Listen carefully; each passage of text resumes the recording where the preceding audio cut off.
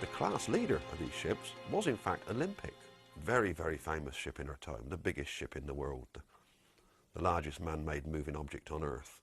All the rest of it, that was all applied to Olympic. Titanic was the second of the class.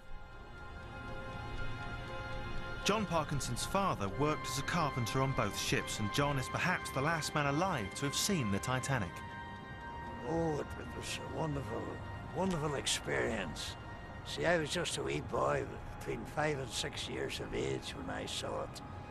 My father brought me down here on a Sunday afternoon, and he took me round to see it. And there it was when I looked at it. I was afraid in case it would fall on me. It was so big, it seemed to reach the sky.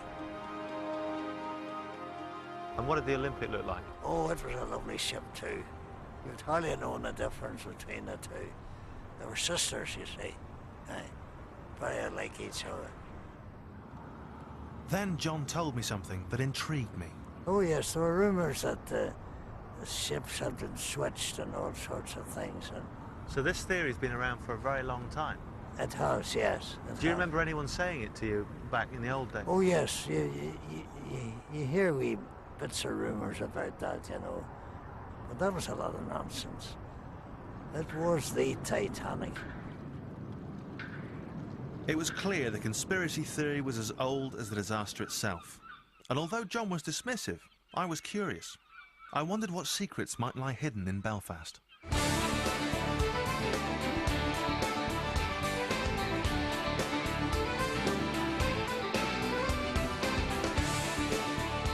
If you can call lined up there, Sean. Jerry Anderson has his finger on the pulse of Northern Ireland. If I wanted to reach the people of Belfast, I knew he was my man. Earlier on today, I mentioned the fact we're going to be talking about Titanic. I've got two gentlemen with me who are from a station, a TV station that is not the BBC, and they're making a programme about the Titanic. What's the crack? Well, it's basically about Titanic conspiracy theories, and there's one main theory we're looking at, and that is that the Titanic wasn't the Titanic at all. Right. Now, you're looking at me like I might be a bit odd. Well, I know you look a bit, but that's neither here nor there. I promise you there's more to it. Essentially, the Titanic, and I'm sure many of your listeners are aware of this, had a sister ship called the Olympic.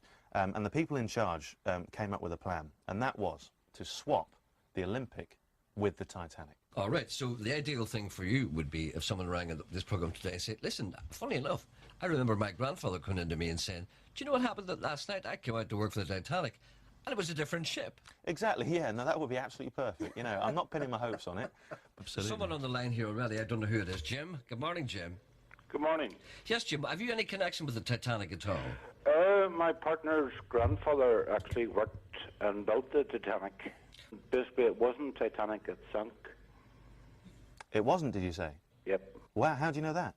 It's the Olympic, it sank. He swore on a sister ship. Are you serious? Yep.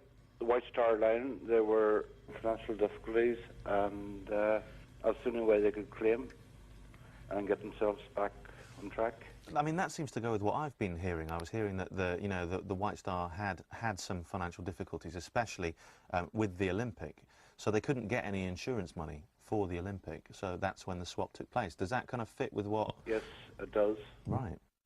This was becoming more intriguing by the minute. Jack Johnson wanted to get on board. Captain, he says,